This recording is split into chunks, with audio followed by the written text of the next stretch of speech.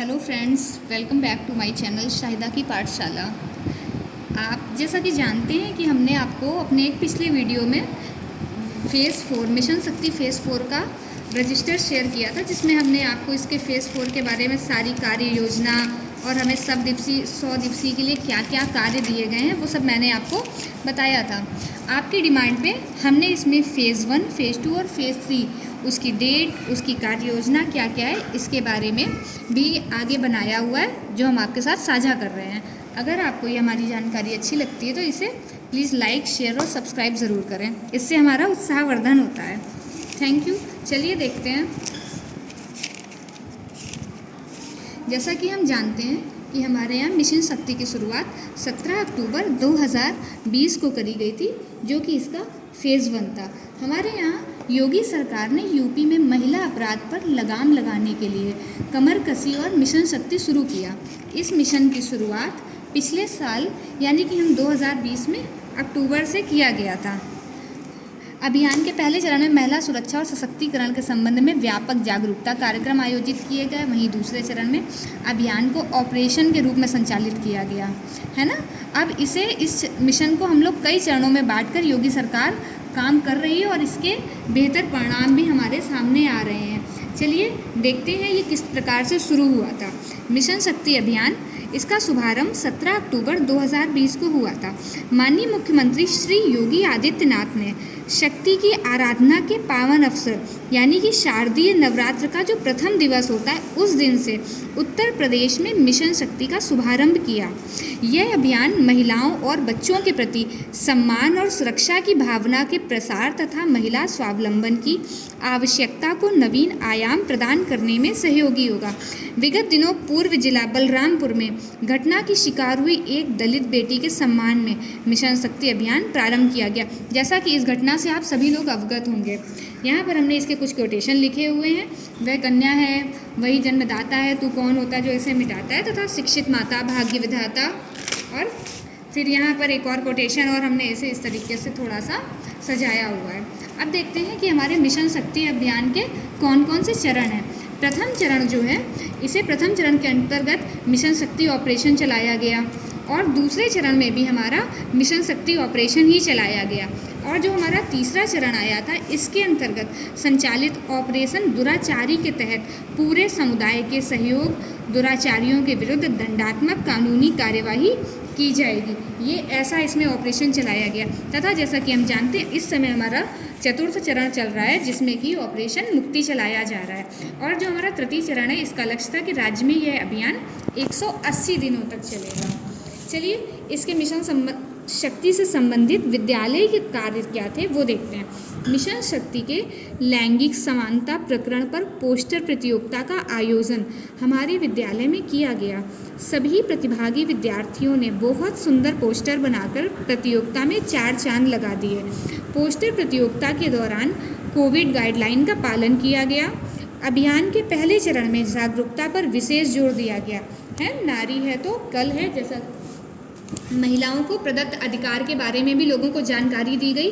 गोपनीयता का अधिकार, समान वेतन का अधिकार, 0 FIR का अधिकार, घरेलू हिंसा से सुरक्षा अधिकार तथा निःशुल्क कानूनी सहायता का अधिकार, इन सभी के बारे में बच्चों को जागरूक किया गया और उनके पेरेंट्स को भी। चलिए आगे देखते हैं। इसी में हमारे विद्यालय में मिशन शक्ति का शुभारंभ किया गया। अभिभावकों तथा विद्यार्थियों को जागरूक करने हेतु जन जागरूकता रैली का आयोजन किया गया।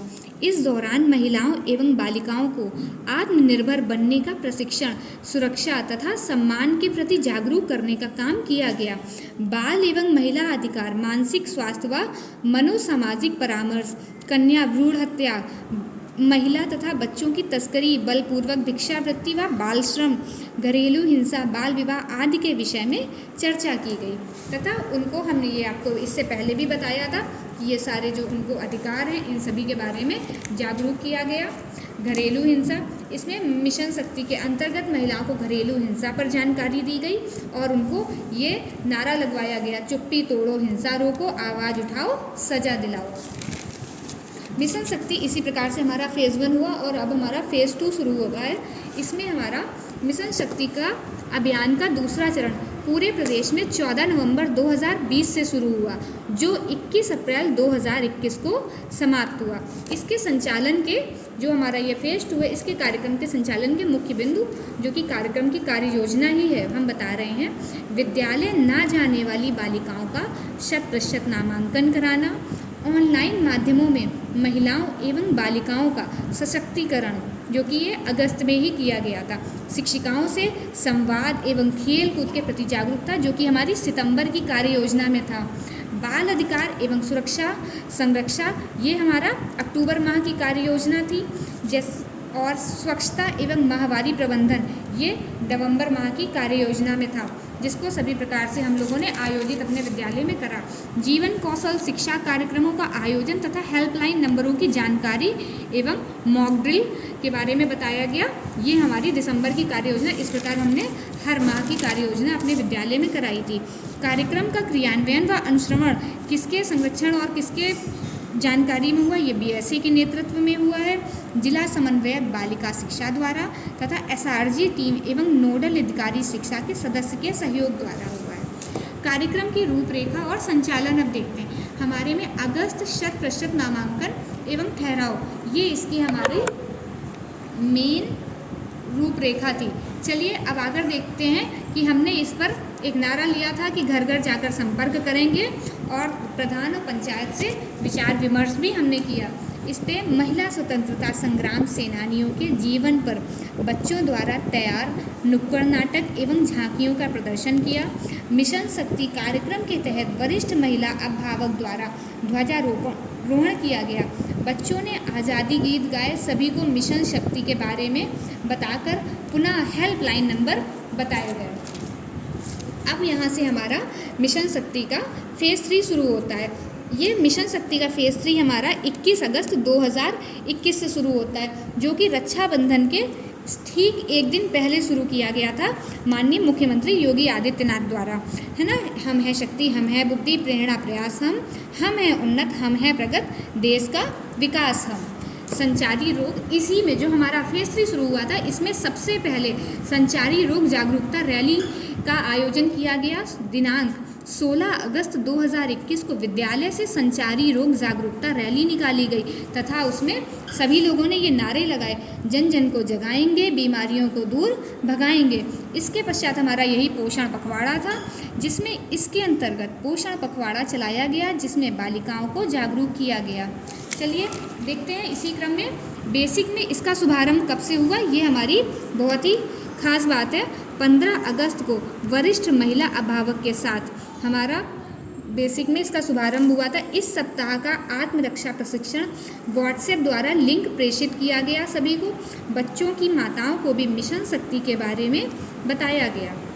अब हम देखते हैं यहाँ सितंबर में प्रसिद्ध महिला खिलाड़ियों को सराहनीय प्रयासों को बताया जाए। इंडोर आउटडोर प्रतियोगिताओं का आयोजन किया जाए।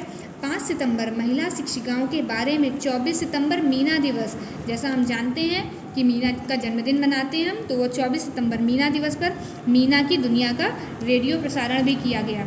और अक्टूबर को विद्यालय स्तर या मोहल्ला कक्षा के बच्चों को बाल सुरक्षा संरक्षा के संबंध में घरेलू हिंसा, safe unsafe touch helpline number की जानकारी दी गई। 15 अक्टूबर को ग्लोबल हैंड वॉश डे मनाया गया तथा हाथ धोने के तरीकों का अभ्यास कराया गया। नवंबर में विद्यालय स्तर पर बालिका सुरक्षा अभियान बताते हुए इसे क्रियाशील बनाना हमारा लक्ष्य था तथा इसी प्रकार ये शपथ भी बच्चों को तथा उनके माता पिता को दिलवाई गई कि हम शपथ लेते हैं बेटियों के जन्म पर खुशी मनाएंगे तथा बेटियों की शिक्षा एवं सशक्तिकरण व स्वावलंबन के लिए तन मन धन से समर्पित होकर स्वस्थ एवं सुरक्षित समाज के निर्माण में अपना योगदान देंगे। इस प्रकार से ये हमारा मिशन शक्ति के चारों फेज़ कंप्लीट हुए हैं। अब आप लोग इसी तरीके से अपना भी रजिस्टर बनाएं और प्लीज़ हमारा अगर आपको वीडियो अच्छा लगता है तो इसे लाइक शेयर सब्सक्राइब करना बिल्कुल ना भूलें। Thank you so much.